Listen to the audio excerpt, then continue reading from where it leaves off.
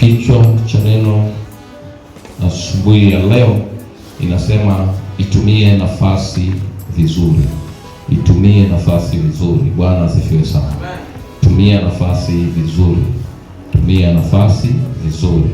Maana nafasi kupatikana ni hadimu sana. Bwana asifiwe. Amen. Kupatikana kwa nafasi, ukipatiwa nafasi mahali, basi ni vizuri kuitumia vizuri. Amen. Unaweza ukapatiwa nafasi alafu ukaitumia vibaya. Amen. Alafu baadaye ukatamani kupata hiyo nafasi alafu isipatikane. Lakini wakati ule ambapo umepata nafasi, basi hiyo fursa inatakiwa uitumie vizuri kwa wakati ule ambapo hiyo fursa umepewa. Tuko sawa sawa? Kuna mtu ananielewa? Ninapozungumza fursa ama ninapozungumza nafasi, lazima unielewe ya kwamba kuna wakati unaweza ukapewa nafasi kwenye eneo fulani, na hiyo nafasi usipoitumia vizuri, kuna wakati utatamani kuipata lakini haitapatikana. Bwana asifiwe.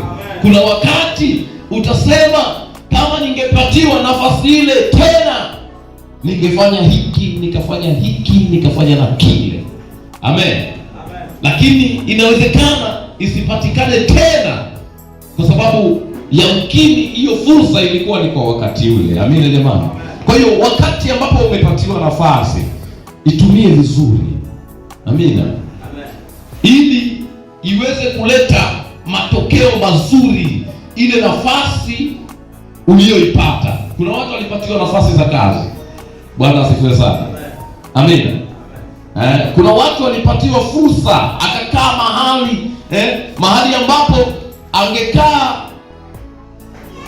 akaelewa ya kwamba huu ni wakati wa kutumia fursa hii vizuri, basi asingekuwa na majuto mbeleni. Amina jamani. Lakini kuna watu walipatiwa nafasi lakini akaitumia vibaya, na baadaye mbeleni akapata majuto, akasema yaani nilikuwa na nafasi ya kutengeneza hiki na hiki na hiki, lakini wakati ule hakutengeneza. Kwa hiyo inafika hatua leo anatamani kutengeneza, lakini hana tena hiyo nafasi. Amina jamani. Ni sawa na wafanyakazi. Wafanyakazi mpo hapa?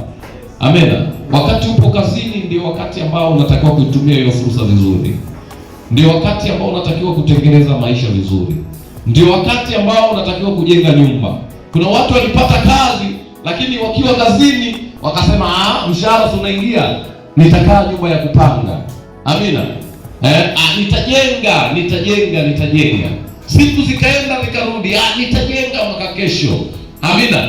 Anajisahau kwa sababu wakati ule anapata mshahara na ana uwezo wa kulipa kodi. Lakini kuna wakati utafika hatua utastaafu. Utakapostaafu, sasa unaanza kupiga ile kiinua mgongo ilikuwa ikusaidie kuendesha maisha, na msaidie mtu ambaye anafanya kazi. Amina. Ikusaidie kuendesha maisha. Unaanza sasa kupanga kwenda kujenga, unajikuta kiinua mgongo inaishia kwenye lita. Hela imeisha na hauna nafasi tena. Amen. Lakini huu ndio wakati ile unayoipata, ekeza mahali, ili baadaye nafasi ya kazi itakapokuwa imeisha, ukae sasa urelax. Wewe unaangalia kwamba nilipopata nafasi nilifanya hiki, nikafanya hiki. Bwana asifiwe sana. Wengi tumewaona walipata nafasi lakini wakazitumia vibaya. Matokeo yake wamekuja kumaliza vibaya. Anakaa anatafakari, anapiga mahesabu, hayapigiki tena. Lakini huu ndio wakati wa kupiga mahesabu vizuri. Amina jamani. Amen. Joshua sura ya 11. Bwana Yesu asifiwe sana. Haleluya. Amen. Tuko sawa sawa. Hayo kwa 11. Anasema, na mara tuliposikia hayo, mioyo yetu iliyeyuka, wala haukusalia ujasiri wowote katika mtu awaye yote kwa sababu yenu, kwa kuwa Bwana Mungu wenu, yeye ndiye Mungu katika mbingu juu na katika nchi chini. Basi sasa nawasihi, nyapieni kwa Bwana, kwa kuwa nimewatendea hisani, ya kwamba ninyi nani mtaitendea hisani nyumba ya baba yangu.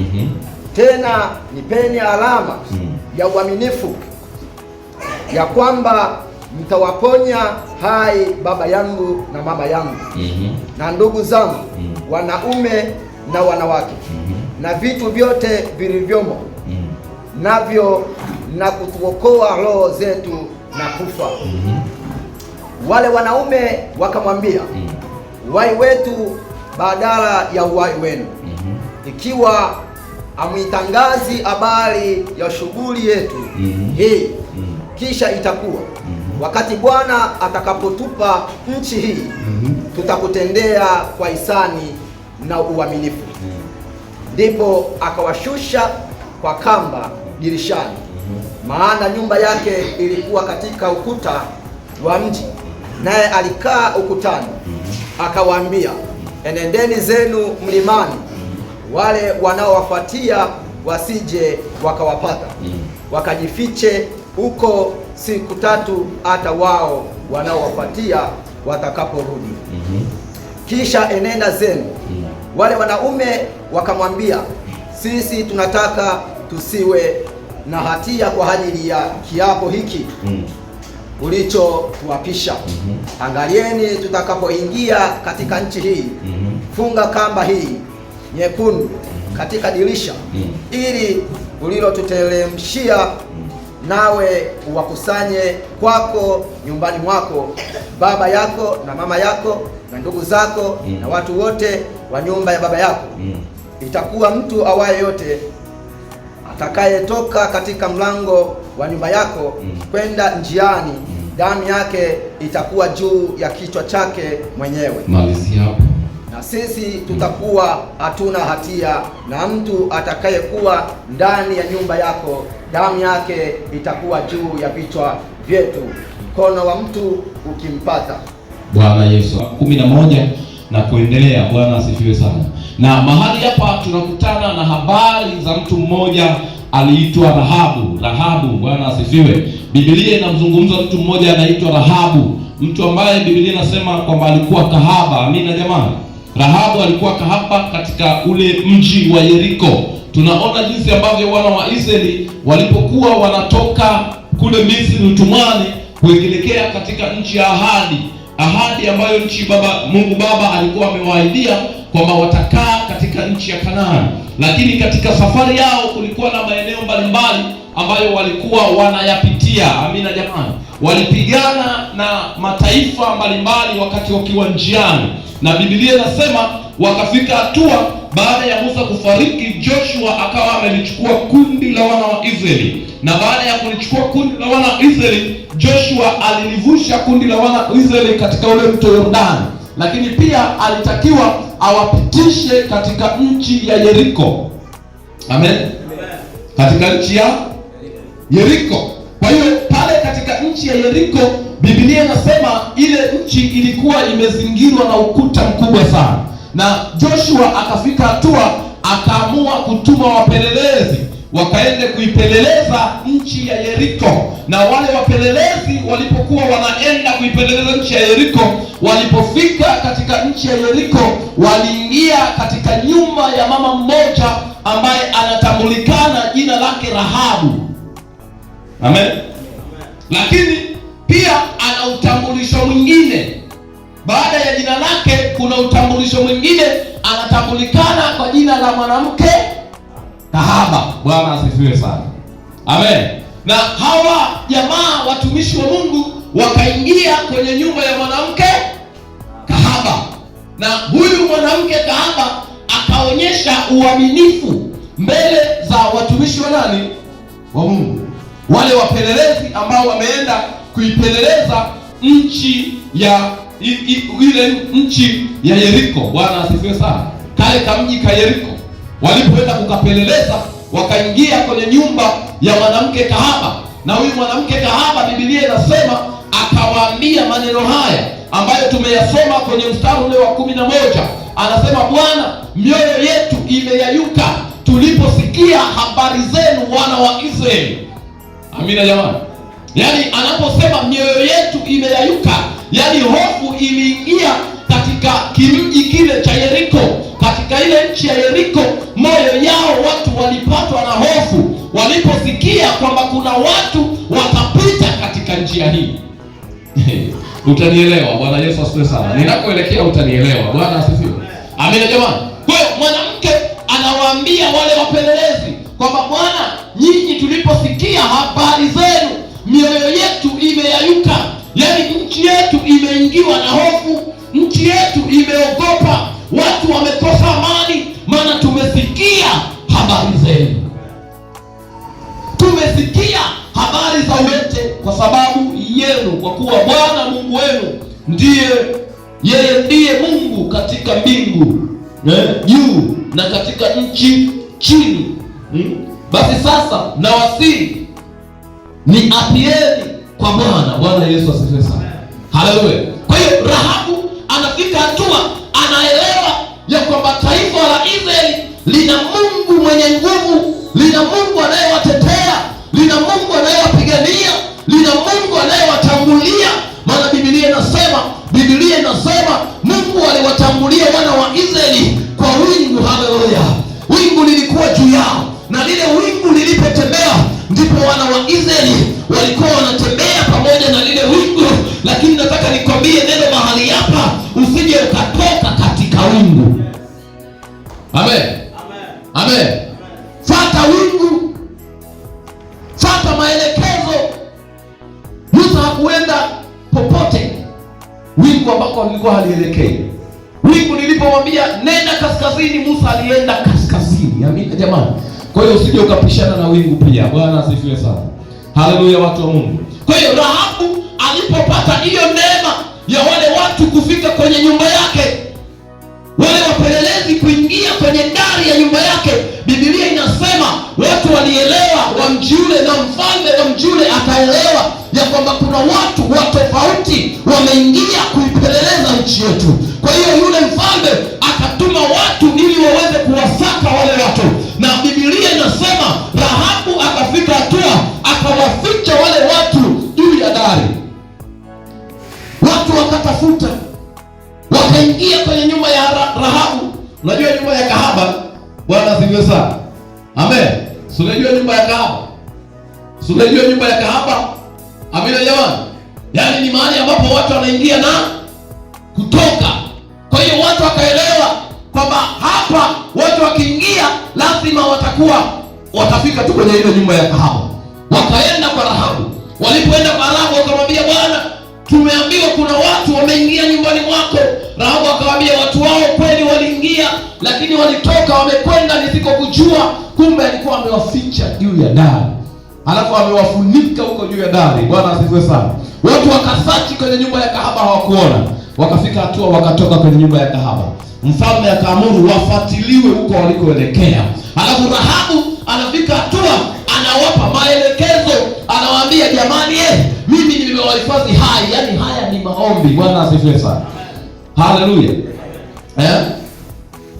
Ikumbuke familia yako unapoenda mbele za Mungu. Bwana asifiwe sana. Yaani hii ilikuwa ni nafasi kwa Rahabu. Amina jamani. Yaani akasema nafasi hii nitaitumia vizuri. Maana kama nimepata nafasi mbele ya watu hawa na nimekaa nao, hapana, lazima hii nafasi niitumie vizuri. Hii nafasi sije ikawa hasara kwangu. Maana jamii yote imefadhaika, jamii yote wameogopa, jamii yote wamefadhaika juu ya watu hawa. Hawa watu sio watu wa kawaida. Hakuna taifa linaweza kusimama mbele yao, hakuna mtu anayeweza kusimama mbele yao. Anasema mioyo ya watu wote imeyayuka na hakuna mwenye ujasiri. Yaani hakuna mtu ambaye ataweza kujitetea juu ya watu wenye taifa hili, maana Mungu yuko upande wao. Haleluya, haleluya. Akafika hatua akasema, nisipokaa vizuri na watu hawa, nisipoitumia hii nafasi vizuri, hakika mimi mwenyewe naweza nikaangamia, lakini pia familia yangu inaweza ikaangamia, ndugu zangu wanaweza wakaangamia, wazazi wangu wanaweza wakaangamia. Akasema hii nafasi nataka niitumie vizuri. Itumie vizuri nafasi hiyo. Hivi unatumiaje hii neema ya wokovu? Unaitumiaje? Bwana asifiwe sana. Haleluya. Bwana asifiwe. Unaitumiaje neema hii ambayo Mungu amekupea, ambayo Mungu amenipea? Ninaitumiaje nyakati hizi niko hai? Maana Biblia inasema mwanadamu aliyezaliwa na mwanamke siku zake za kuishi si nyingi, tena zimejaa shida na taabu nyingi, maana siku za mwanadamu zinahesabika. Hapa nilipo sasa hivi nishakula miaka 47. Amina jamani. Amen. Yakobo akaulizwa na Farao, akaambia siku zako za kuishi ni ngapi? Yakobo akamwambia siku zangu za kuishi ni miaka 110. Amen. Na siku zangu nilizosalia ni chache. Amina. Tena zimejaa shida na tabu nyingi. Bwana asifiwe sana. Haleluya. Kwa hiyo ndani ya wokovu ulionao, je, hii fursa ya wokovu unaitumia vizuri? Amen. Au ndio umejisahau, mimi nilishapata neema, nitaondoka kwa sababu niko na neema. Amina. Nimetoa mfano pale mwanzo wa wafanyakazi. Mtu anafanya kazi kwenye taasisi ama kwa wakati huo, Rahabu akasema jambo moja, hii kwangu ni fursa, hii kwangu ni neema, na hii neema nitaitumia vizuri. Anafika hatua anawaambia, ukisoma ule mstari wa 12, Bwana Yesu asifiwe sana. Haleluya. Haleluya watu wa Mungu. Haleluya watu wa Mungu. Nisikilize vizuri mwanangu. Kuna kitu tutajifunza hapa. Anasema basi sasa nawasihi wale watu ambao wamekaribisha. Basi sasa nawasihi niapieni kwa Bwana kwa kuwa nimewatendea ihsani, ya kwamba ninyi nanyi mtanitendea ihsani, nyumba ya baba yangu, tena nipeni alama ya uaminifu. Bwana Yesu asifiwe sana. Jambo la msingi ambalo Rahabu anaoangalia familia yake ni kitu cha kwanza ambacho Rahabu aliona hili ni jambo la msingi sana. Kama kuna kitu cha msingi na cha thamani juu ya watu hawa, ni lazima niombe hisani juu ya familia yangu. Bwana asifiwe sana. Haleluya. Anaombea familia yake, anasema kama nimepata kibali mbele zenu, kama nimewatendea hisani. Kwani kulikuwa na nyumba ngapi pale kwenye mji wa Yeriko? Bwana asifiwe sana. Nyingi. Bwana asifiwe. Lakini akapata neema Rahabu, watu waingie nyumbani mwake. Kwa hiyo Rahabu ile neema akaamua kuitumia vizuri ili aweze kuombea familia yake. Mungu amekupa wokovu kwa kusudi maalum. Mungu amekuchagua kutoka kwenye familia kubwa, wewe peke yako, akiwa ana kusudi maalum kwa ajili yako wewe na kwa ajili ya familia yako. Amen. Kwa hiyo ni lazima ufike hatua, wakati ambapo Mungu amekuchagua, ni lazima ufike hatua ufanye vizuri na faida kwa ajili yako na kwa ukoo wako na kwa ajili ya wazazi wako. Amen. Rahabu aliamua kuiombea familia yake.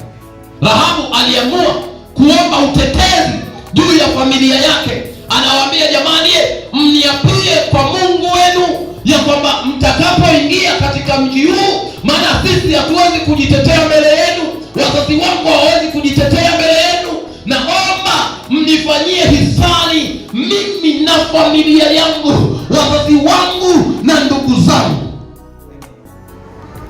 Haleluya. Nafasi aliitumia vizuri. Amen. Amen. Tuko sasa. Sasa unaitumiaje nafasi ya wokovu?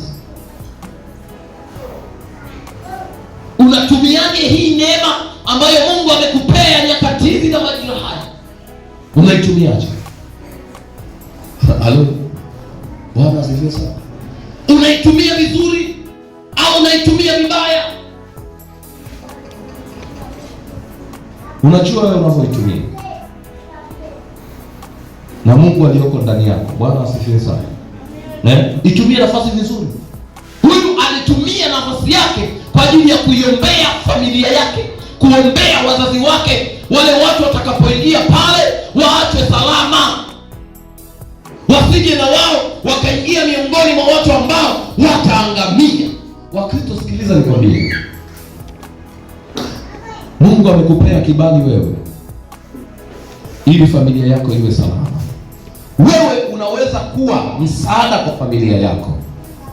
Wewe unaweza kuwa mtu ambaye familia yako itaishi vizuri. Nitakwambia huko mbele, kupitia wewe, kupitia hiyo neema ulionayo, ukiitumia vizuri, familia yako itakuwa salama, wazazi wako watakuwa salama, ndugu zako watakuwa salama, ukielewa na kutumia vizuri hiyo nafasi ulionayo, ukielewa na kutumia vizuri huo Ukristo ulionao. Haijalishi wako wapi. Amen.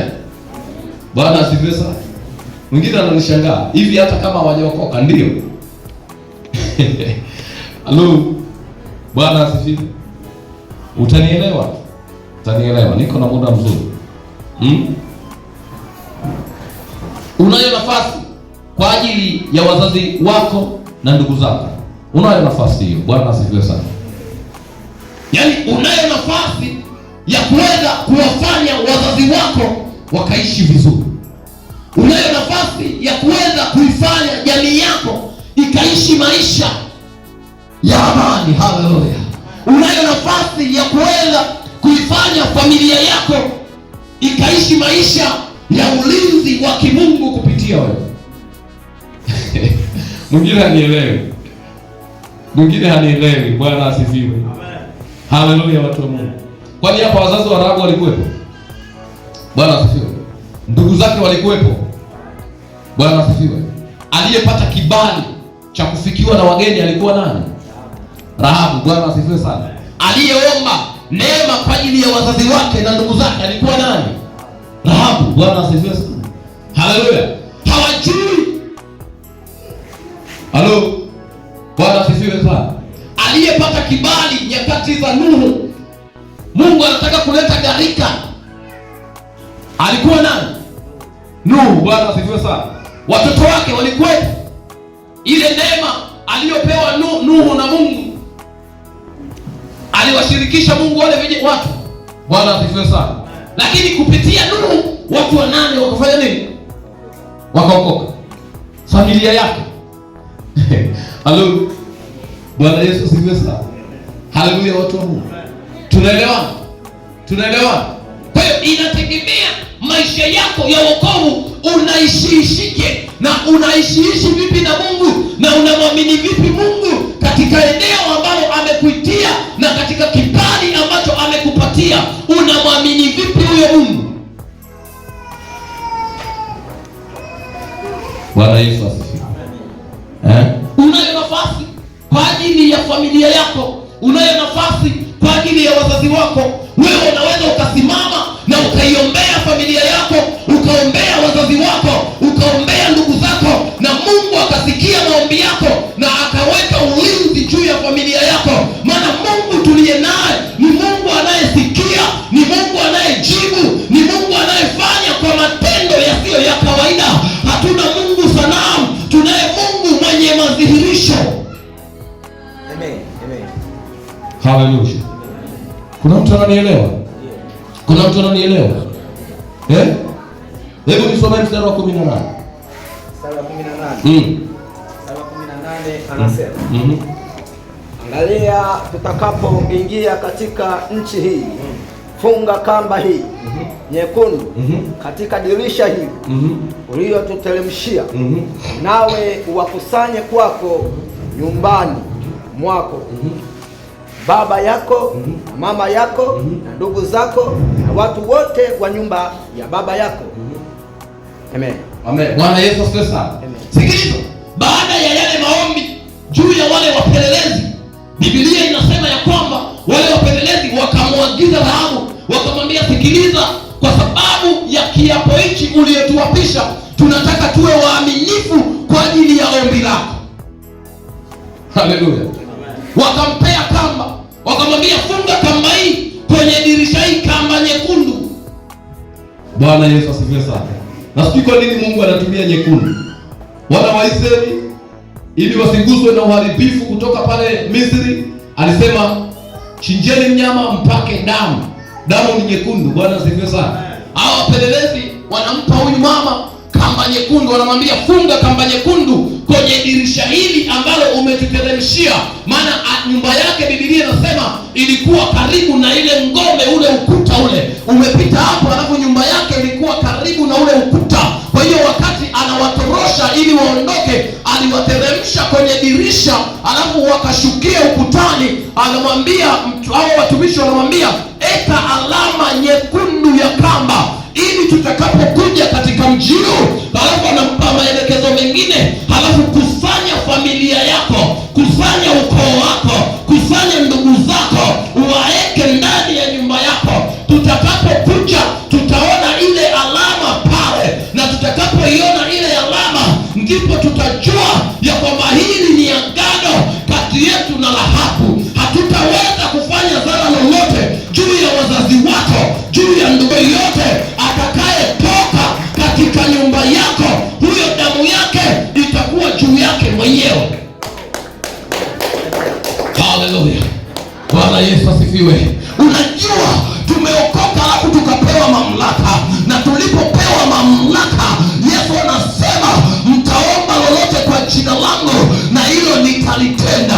Sikiliza nikolele, tumepewa mamlaka, tuna uwezo wa kukusanya familia zetu, tuna uwezo wa kukusanya wazazi wetu, tuna uwezo wa kukusanya koo zetu, alafu tukamwambia Bwana, shughulika na familia yangu, shughulika na wazazi wangu, shughulika na ndugu zangu.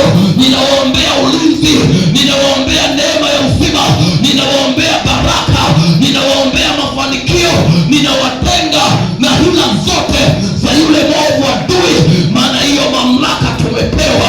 Na leo nitakupa ushuhuda ya kwamba Mungu anamtazama mtu wake jinsi ambavyo amesimama. Sikiliza nikolele, wakati tumefika hatua tumekuwa watu wa malalamiko, lakini hatujachukua hatua ya kusimama kwenye zamu zetu. Kila mtu akisimama kwenye zamu yake, nataka nikwambie hata kwenye familia malalamiko yatapungua, hata kwenye familia vilio vitapungua, hata kwenye familia mateso yatapungua.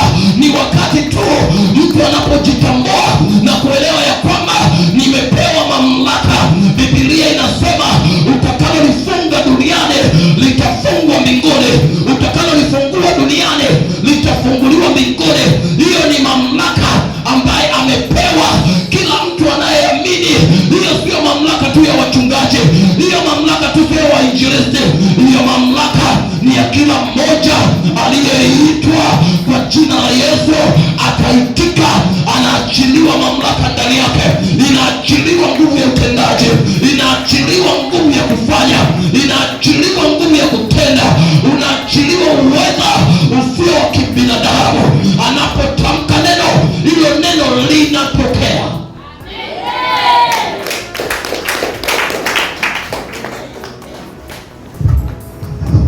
Haleluya.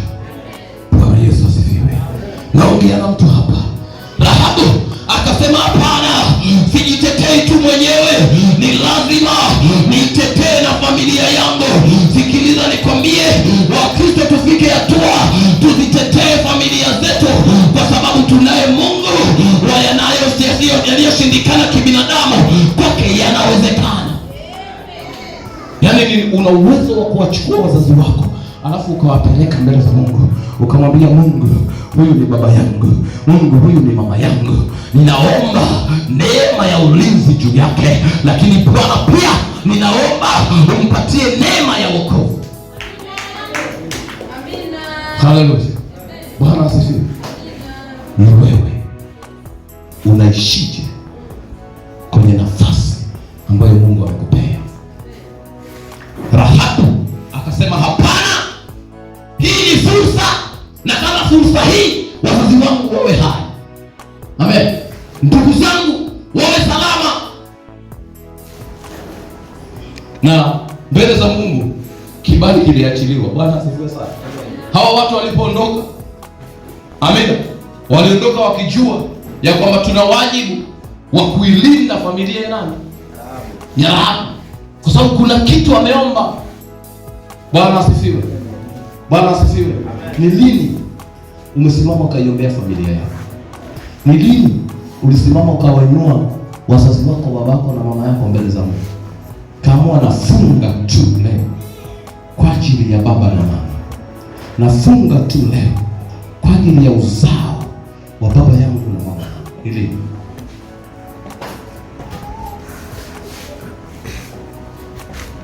halo, unasikia habari ya matatizo kwenye familia, unasikia habari ya misukosuko kwenye familia, unasikia habari ya mashaka kwenye familia, unasikia jinsi ambavyo wananyanyasika na nguvu za giza, unasikia jinsi ambavyo wananyanyasika na uchawi, lakini hujachukua hatua yoyote. Nasema hawamtaki Yesu. Haleluya. Bwana asifiwe sana. Haleluya. Wewe, Mungu amekuchagua wewe kuwa lango kwenye familia yako. Bwana asifiwe sana. Amen. Ukisimama vizuri, Mungu ataikumbuka familia yako. Amen jamani. Ukielewa majukumu yako ambayo Mungu amekuitia, familia yako haitabaki kama ilivyo. Amen jamani. Tuko sasa, Mungu anaangalia unataka nini. Leo nazungumza kwa habari ya kukumbuka familia.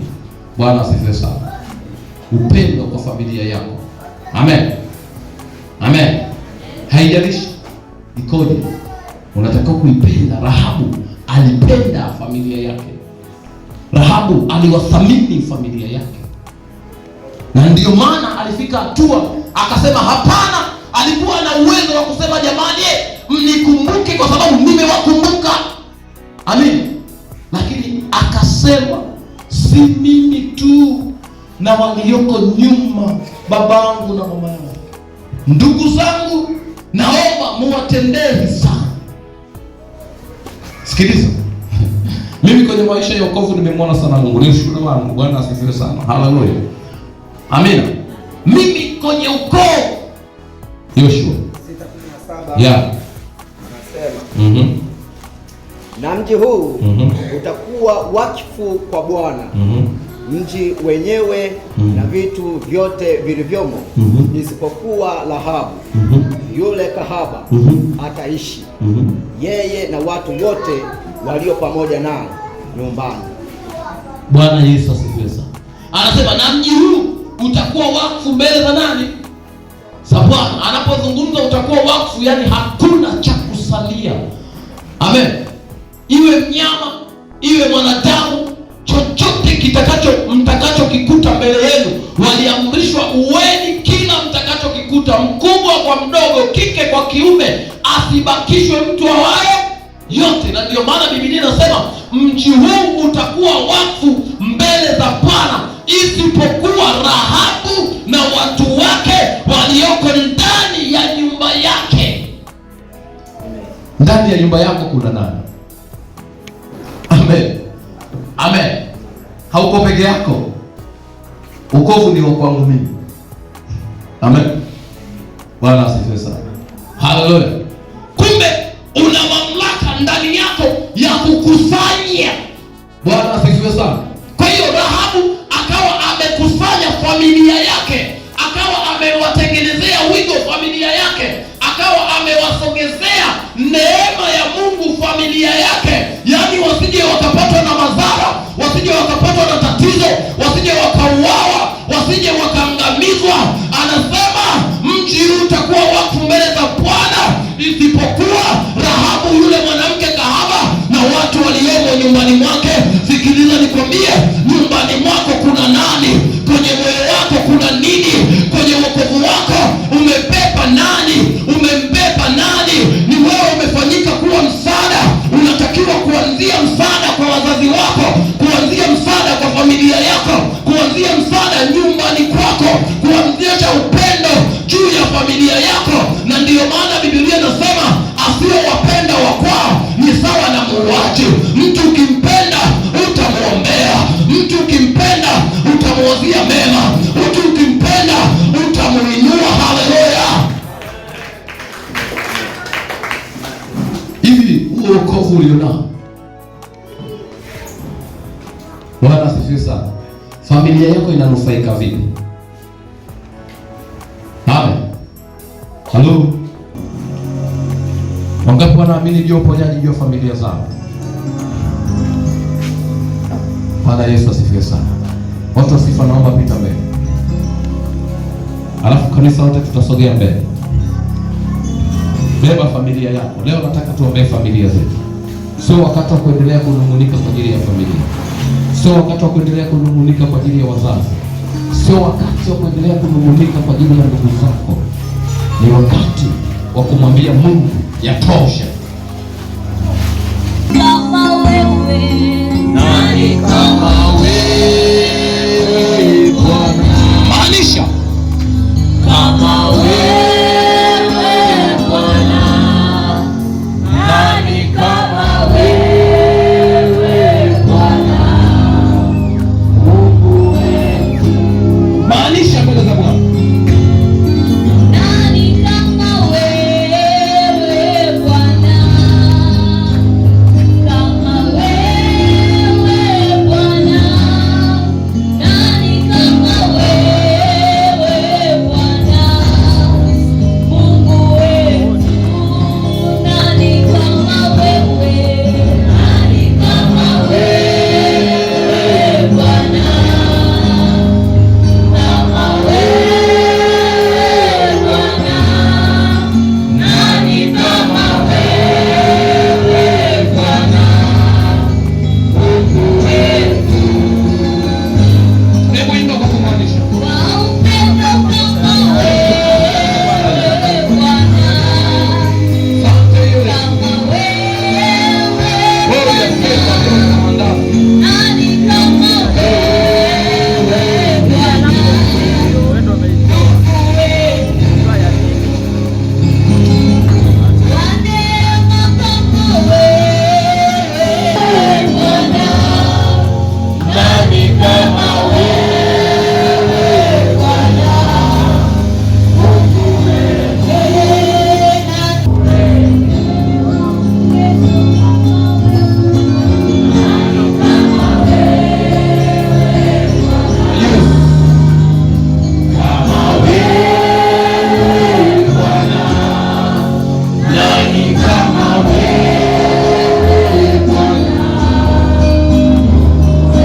Naomba utulivu. Hebu inamisha kichwa chako chini. Tulia tu mbele za Mungu. Tulia. Alafu tafakari juu ya familia yako. Wewe ambaye hauna wazazi kama mimi, unao ndugu zako. Wewe ambaye una wazazi baba na mama, tafakari. Tamka neno kwa ajili yao. Tamka neno, usinyamaze kimya. Rahabu akasema haitoshi kuwa salama peke yangu na familia yangu iwe salama. Akasema haitoshi kuiponya nafsi yangu tu na wazazi wangu waponywe. Akasema haitoshi mimi peke yangu nipate neema. Akasema na baba yangu apate neema, na mama yangu apate neema, na ndugu yangu apate neema, na kaka yangu apate neema. Huu ni wakati wa kumwambia Bwana, nimesimama hapa, ninakuomba kwa ajili ya familia yangu, ninakuomba kwa ajili ya baba yangu, ninakuomba kwa ajili ya mama yangu. Unajua mapito yaliyopo kwenye maisha yenu, unajua mapito yanayopitia familia yako, unajua ni wewe unatakiwa kuchukua hatua, na wakati huu ndio sasa. Hebu chukua hatua, mwana wa Mungu, chukua hatua mama. Omba kwa ajili ya familia yako, mwite Bwana kwa ajili ya familia yako. Mwambie Bwana, ninakataa manyanyaso ndio familia yangu, ninakataa manyanyaso ya adui. Mwambie Bwana, ninainua familia yangu mikononi mwako. Mwambie Bwana, ninamleta baba yangu na mama yangu mikononi mwako. Baba, kataa mateso, kataa manyanyaso, kataa makandamizo ya shetani, kataa kila nguvu inayobeba familia yako. Mwambie Yesu, kumbuka familia yangu. Mwambie wakumbuke familia yangu. Mwambie mkumbuke baba yangu. Mwambie